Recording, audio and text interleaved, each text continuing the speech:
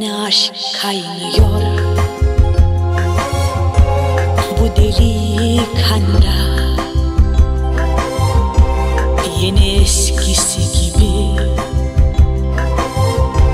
olsak ne dersin?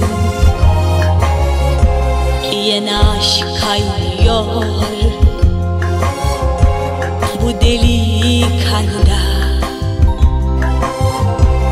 yeni eskisi gibi olsak ne dersin? Titriyor ellerim, bak nasıl yine. Yüzünü, gözlerini, saçlarını, her şeyini özledim. Yapma Allah'ını seversen, geriye dön bana. Bir tanem, unutmak çok zor, çok zor seni. Yapma Allah'ını seversen, geriye dön bana. Bir tanem, unutmak çok zor, çok zor seni.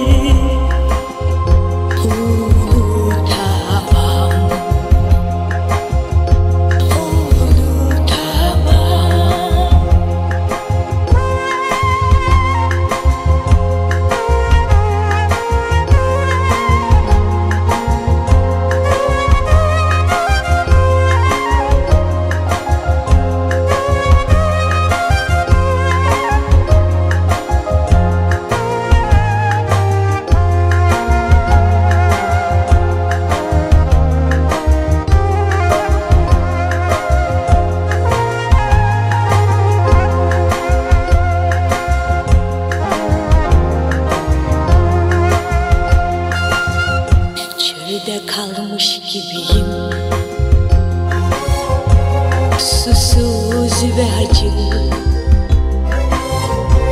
Yine tanışmış gibi olsak ne dersin? Titriyor ellerim, bak nasıl yine. Yüzünü, saçlarını, gözlerini, her şeyini özledim. Yapma Allah'ını seversen, geriye dön bana. Bir tanem, unutmak çok zor, çok zor seni. Yapma Allah'ını seversen, geriye dön bana. Bir tanem, unutmak çok zor, çok zor seni. Unutamam, unutamam,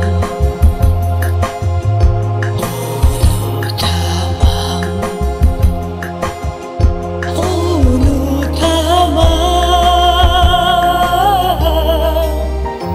unutamam.